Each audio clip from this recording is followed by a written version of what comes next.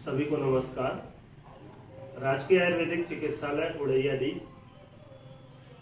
की ओर से 7वें आयुर्वेद दिवस के अवसर पर पूरे देश में जो कार्यक्रम चल रहे हैं उसके अंतर्गत इस सप्ताह में हम लोग दिनचर्या और आयुर्वेद आहार पर विशिष्ट रूप से केंद्रित कर रहे हैं अपने वक्तव्य और स्वास्थ्य प्रबोधन को।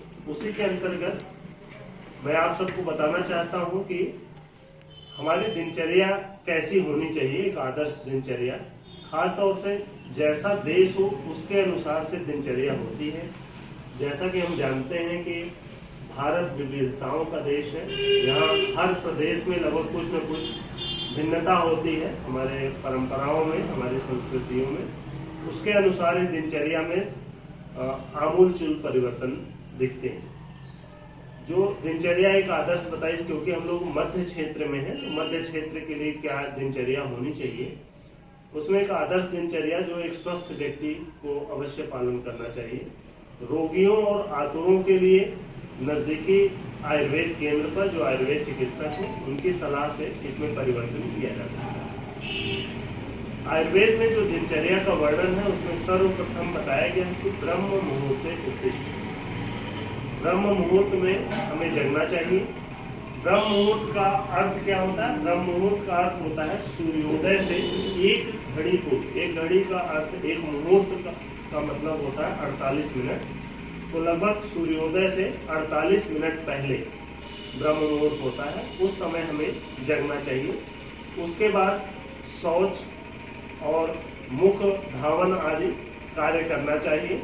शौच और मुख धावन के पश्चात रात्रि में तांबे के पात्र में, तांबे के लोटे में जल रखना चाहिए और उसी को सुबह दातुन करने के बाद 1 लोटा पानी अवश्य पिए, तांबे में रखा हुआ जल। उसका लगभग 15 से 20 मिनट तक जो सूर्योदय के समय में सूर्य की किरणें होती है, सूर्य रश्मि सेवन कहते हैं उसे हम लोग, तो उन सूर्य की किरणों का सेवन करना चाहिए। जो सूर्य शुरू में जो बहुत उग्र ना हो, बहुत तपने वाला ना हो, जो लगभग लालिमा लिए हुए सूर्य होता है, उस सूर्य की रोशनी में अवश्य 15-20 मिनट समय अपने शरीर को देना चाहिए, जिससे विटामिन डी आदि के निर्माण के साथ बहुत सारा जो जीवाणुओं का नाश भी हो जाता है। ये सब उसके लिए आवश्यक है। इसके बाद लगभग 30 मिनट से 45 मिनट का कम से कम योगाभ्यास, प्राणायाम एवं ध्यान अपनी अपनी सुविधा के अनुसार और शारीरिक स्थिति और शारीरिक मानसिक बल के अनुरूप योग, प्राणायाम और ध्यान कम से कम 30 मिनट या 45 मिनट अवश्य करना चाहिए। तत्पश्चात जो दिनचर्या में वर्णन है कि अभ्यंग का है, मालिश का है। मालिश के लिए आप जैतून का तेल, नारियल का तेल, सरसों का तेल, तिल का तेल सामान्यतः प्रयोग कर सकते हैं शरीर पर मालिश करने के लिए। मालिश करें, उसको हम लोग आयुर्वेद की भाषा में अभ्यंग कहते हैं। इसके बाद जो प्रक्रिया बताई गई है वो नस्य कर्म की। नाक में सामान्यतः सरसों का तेल या तिल का तेल या नारियल का तेल 2-2 बूंद डाला जाता है।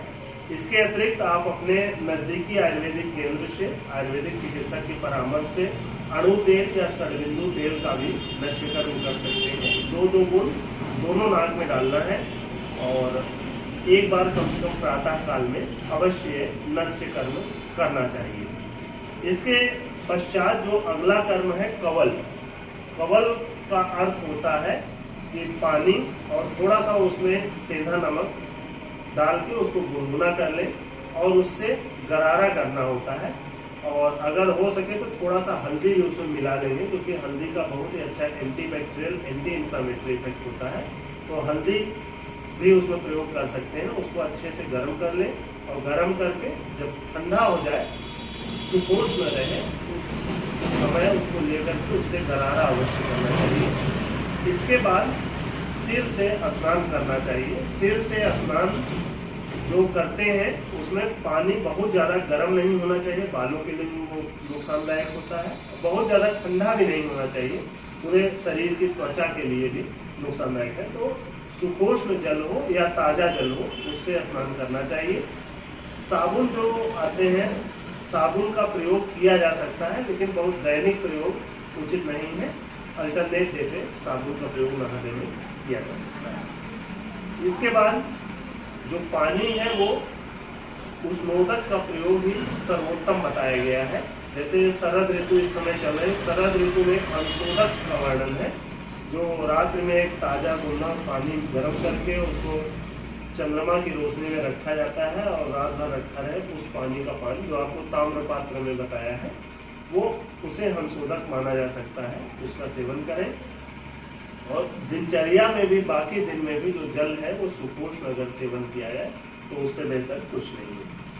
इसके बाद सुबह लगभग 9 बजे से पहले हमें नाश्ता कर लेना चाहिए, जो भी अल्पाहार के रूप में हम प्रयोग कर सकें। और खाना जो है लघु हल्का होना चाहिए, सुपाच्य होना चाहिए और ऋतु के अनुसार होना चाहिए। जैसे इस समय शरद ऋतु चल रही है तो इसमें जो पित्त दोष शरीर में होता है, जैसा कि हम आयुर्वेद में जानते हैं, वात पित्त कफ से ही पूरे शरीर का शारीरिक और क्रियात्मक रचनात्मक दोनों घटक बने होते हैं। तो पित्त क्योंकि बढ़ा होता है इसलिए बहुत ही गर्म मिर्च मसाले वाली उष्ण चीजों का सेवन इस ऋतु में नहीं करना चाहिए। तो हल्का सेवन करें, हल्का भोजन करें। और भोजन कितना करें ये भी बहुत इम्पोर्टेंट है। भोजन को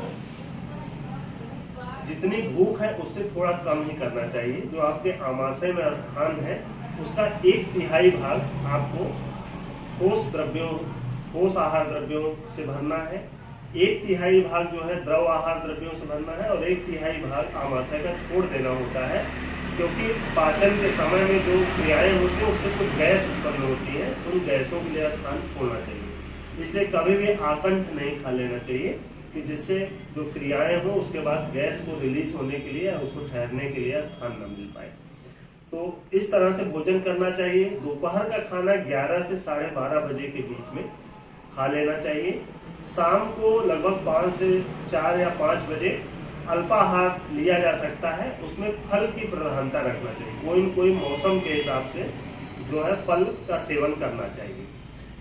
इसके बाद जो रात्रि भोजन है, शाम का भोजन सूर्यास्त के 1 घंटे के भीतर कर लेना चाहिए। अगर 6 बजे सूर्यास्त हो रहा है तो 7 बजे तक आपको रात्रि का भोजन कर लेना चाहिए। और उसके 2 घंटे के बाद ही बिस्तर पर जाना है। जो रात का खाना खाते हैं उसके 2 घंटे तक आपको बिस्तर पर नहीं जाना है। आप बैठिए, चलिए फिरिए। नियम तो यह है कि भोजन के पश्चात आप वज्रासन में कुछ देर तक बैठें। उसके बाद करीब 100 कदम चलें। 100 से ज्यादा भी हो सकता है, कम से कम 100 कदम चलने के लिए निर्देश है।